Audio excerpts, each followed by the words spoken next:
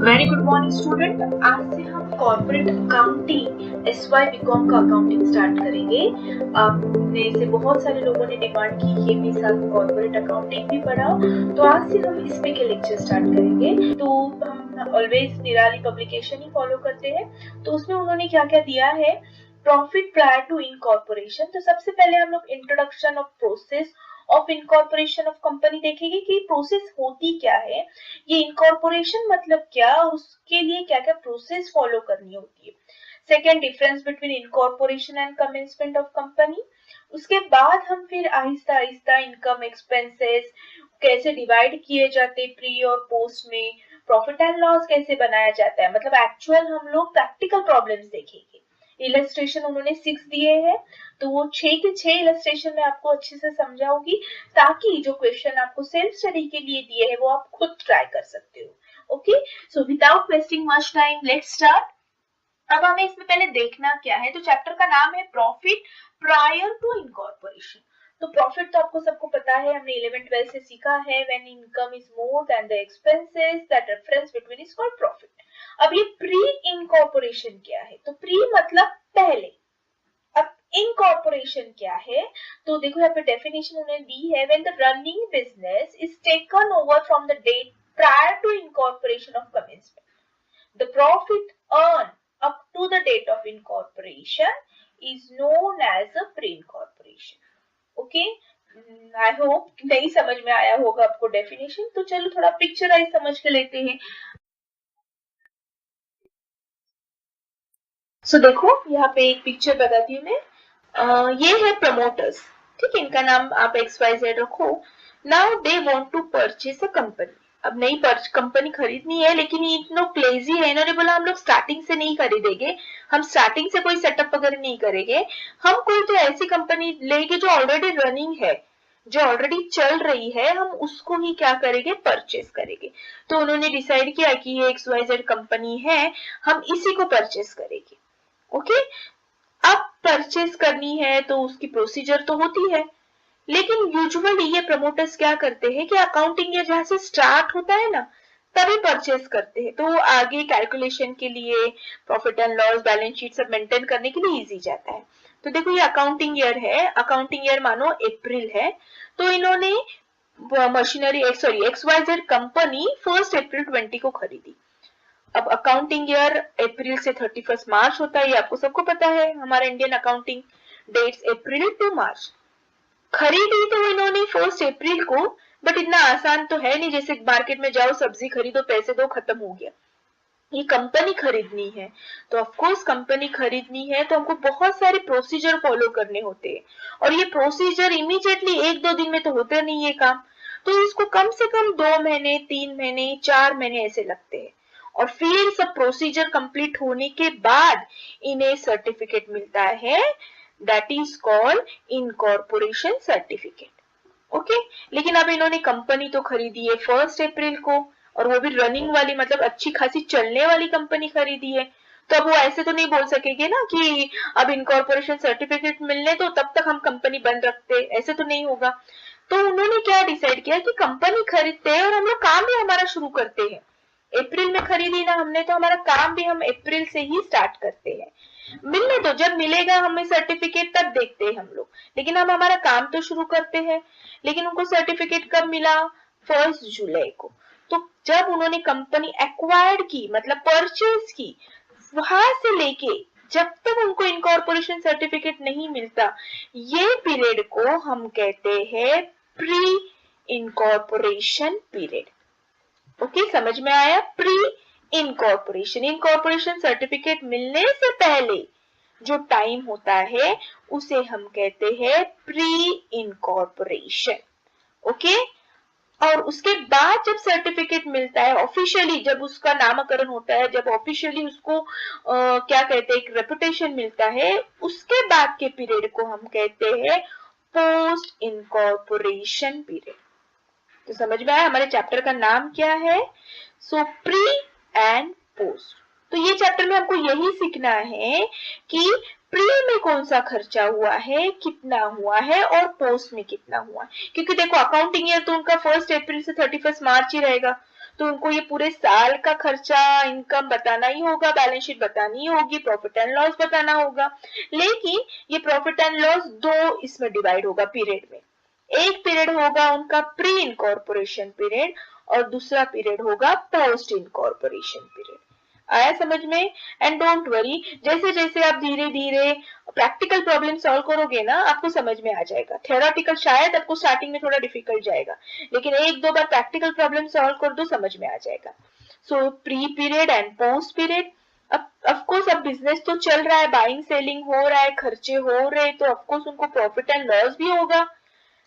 यहाँ पे भी चालू है हमारा कॉर्पोरेशन होने के, इनकॉर्पोरेशन सर्टिफिकेट मिलने के बाद भी हमारे इनकम है, खर्चे है, तो डेफिनेटली यहाँ भी प्रॉफिट एंड लॉस होगा। सिर्फ हमें ये चैप्टर में करना क्या है कि हमको फाइंड आउट करना है कि भैया प्री पीरियड में कितना प्रॉफिट एंड लॉस हुआ है एंड सर्टिफिकेट मिलने के बाद मतलब पोस्ट पीरियड में कितना प्रॉफिट एंड लॉस हुआ है। प्री पीरियड में अगर प्रॉफिट एंड लॉस होता है तो हम उसको कहते हैं कैपिटल प्रॉफिट और कैपिटल लॉस, और पोस्ट के में अगर हमको प्रॉफिट या लॉस होता है उसे हम कहते हैं रेवेन्यू प्रॉफिट और revenue loss. Okay, I hope आपको बेसिक समझ में आया कि ये क्या मामला है। Now will see the process of incorporation. अब इतने 3-4 महीने भैया लगते क्यों है, तो क्या क्या प्रोसीजर आपको फॉलो करनी है, तो सिंपल वर्ड्स में मैं बताऊंगी, ज्यादा थ्योरेटिकल पार्ट में नहीं हम अंदर डीप में जाएंगे वरना आप कंफ्यूज हो जाएंगे। तो ऑफकोर्स कोई भी कंपनी स्टार्ट करने से पहले प्रपोज नेम होता है कि बाबा ये हम नाम रखना चाहते हैं हमारे कंपनी का, पहले XYZ थी अब हम उसको कुछ तो ABCD कंपनी नाम देना चाहते हैं, तो उसके लिए पहले अप्रूवल होना चाहिए रजिस्ट्रार ऑफ कंपनी से कि यस ये नाम है। क्योंकि देखो अगर आप कंपनी खरीद रहे हो और वो कंपनी को बजाज नाम दोगे तो चलेगा क्या? ऑलरेडी एक एस्टैब्लिश वेल एस्टैब्लिश कंपनी है बजाज नाम की, तो आपको ये बजाज नाम अलाउड नहीं किया जाएगा। तो आपको ऐसा नाम सोचना होगा जो ज्यादा पहले यूज नहीं हुआ है। तो सबसे पहले आपको approval of propose name of the company करना पड़ेगा। उसके बाद ऑफ कोर्स आपको डॉक्यूमेंट्स फिल करने होंगे। अभी डॉक्यूमेंट्स क्या होंगे, तो MOA memorandum of association, article of association, list of director, concern letter of directors, ये छोटे छोटे डॉक्यूमेंट्स है जो हमें कंप्लीट करने हैं रजिस्ट्रार ऑफिस में। सिंपल सी बात है, आप भी कॉलेज में एडमिशन लेते हो तो सिर्फ जाके थोड़ी फी भरते हो और एडमिशन होता है। आपको लिविंग सर्टिफिकेट करना पड़ता है सबमिट, मार्कलिस्ट सबमिट करना होती है, गैप सर्टिफिकेट अगर रहेगा तो करना पड़ता है, कास्ट सर्टिफिकेट का, ऐसे बहुत सारे डॉक्यूमेंट्स होते हैं तब जाके आपका एडमिशन होता है। तो सेम कंपनी का भी ऐसे होता है, उन्हें डॉक्यूमेंट्स सबमिट करने होते। वंस दे सबमिटेड डॉक्यूमेंट्स वो रजिस्टर फाइल करनी होती है। देन उसके बाद हमें पेमेंट ऑफ फी करना होता है। उसके बाद वेरिफिकेशन,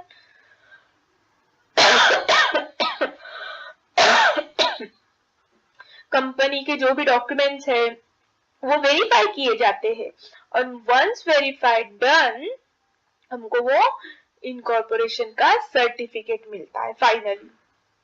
ठीक है, उसके बाद अब हमें देखना है what exactly we have to do in this chapter. अब आपने मीनिंग समझ लिया, प्रोसीजर समझ ली, अब आपको करना क्या है, तो आपको सिर्फ और सिर्फ प्रॉफिट या लॉस फाइंड आउट करना है। लेकिन कैसा, कंपनी इनकॉर्पोरेट होने के पहले का प्रॉफिट लॉस कितना है, कंपनी इनकॉर्पोरेट होने के बाद का प्रॉफिट एंड लॉस कितना है, तो हमें ये बाइफरकेट करना होता है। अब आपने सीखा है कि 11th-12th में कि हमें प्रॉफिट कैसे फाइंड आउट करना होता है, इनकम माइनस एक्सपेंसेस। ठीक है, तो कुछ इनकम बिफोर इनकॉर्पोरेशन रहेंगे, कुछ पोस्ट इनकॉर्पोरेशन रहेंगे, कुछ expenses before incorporation of certificate रहेंगे, कुछ आफ्टर इनकॉर्पोरेशन रहेंगे। तो हमको इनकम और एक्सपेंसेस को बाइफरकेट करना है प्री एंड पोस्ट में, कि कौन सा इनकम भैया पहले हुआ है प्री में और कौन सा इनकम पोस्ट में हुआ है, कौन सा एक्सपेंसेस प्री में हुआ है, कौन सा एक्सपेंसेस आफ्टर सर्टिफिकेट मिलने के बाद हुआ है। तो ये आपको बाइफरकेट करना है, बस यही आपको करना है। बहुत सिंपल ये चैप्टर है, मेरा फेवरेट चैप्टर है और आपको भी पसंद आएगा जब आप कंटिन्यू सब चैप्टर लेक्चर्स अटेंड करोगे। सो देखो अब कौन से बेसिस पे करना है हमको, ठीक है, मैंने तो कहा कि हमें ये बाइफरकेट करना है प्री एंड पोस्ट में, लेकिन कौन से रेशियो पे, कुछ तो होगा ना वहां पे प्रमाण, तो हम कौन से बेसिस पे होगा, तो एक होगा टाइम बेसिस पे, दूसरा होगा सेल्स बेसिस पे, और तीसरा होगा एक्चुअल या कंबाइन। ठीक है, ये 3 बेसिस पे हमको इनकम एंड एक्सपेंसेस बाइफरकेट करने हैं। किसमें, प्री एंड पोस्ट में, एक्सपेंसेस भी प्री एंड पोस्ट में। कौन से बेसिस पे, तो टाइम बेसिस पे या सेल्स बेसिस पे, उसको टर्नओवर बेसिस भी कहते हैं, या एक्चुअल बेसिस में, मतलब एडजस्टमेंट में दिया जाएगा। ठीक है, सो ये सिंपल है। अब यहाँ पे टाइम बेसिस कौन कौन सा करना है, तो देखो ये उन्होंने एक्सप्लेनेशन दिया है, टेबल दिया है कि टाइम पे हम मोस्टली फिक्स एक्सपेंसेस डिस्ट्रीब्यूट करेंगे, जैसे rent, rates, tax, insurance, depreciation, postage. Sales ratio क्या, जो खर्चा सेल्स पे डिपेंड होता है वो सब हम सेल्स रेशियो पे करेंगे। ठीक है, कुछ कुछ कंपलसरी हमको प्री में ही बताने पड़ते हैं, जैसे partner salary, vendor salary, interest, ये कुछ कुछ आपको लर्न ही करने हैं। ये हमको 100% प्री में ही बताने हैं, इसमें कोई बाइफरकेट करना ही नहीं है। और कुछ कुछ एक्सपेंसेस हमको पोस्ट में ही बताने हैं, इसमें नो कमेंट्स, इसमें कुछ हमें सोचना ही नहीं है कि क्यों करना है, पोस्ट में करना है मतलब करना है। तो preliminary expenses, interest on debenture, director fee, formation, underwriting, देखो ये सब हमारा जैसे जैसे हम प्रैक्टिकल प्रॉब्लम सॉल्व करेंगे ना, आपको ये सब समझ में आ जाएगा। सो डोंट टेक टेंशन, अभी सिर्फ एक जस्ट एक गो थ्रू, क्योंकि चैप्टर स्टार्ट करने से पहले थ्योरी हमें थोड़ी पता होनी चाहिए।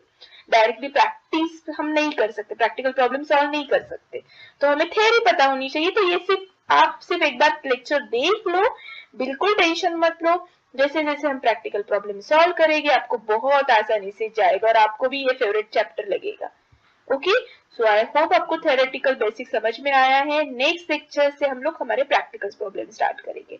सो थैंक यू सो मच, पसंद आया तो फ्रेंड से जरूर शेयर कीजिए। Have a nice day, bye bye.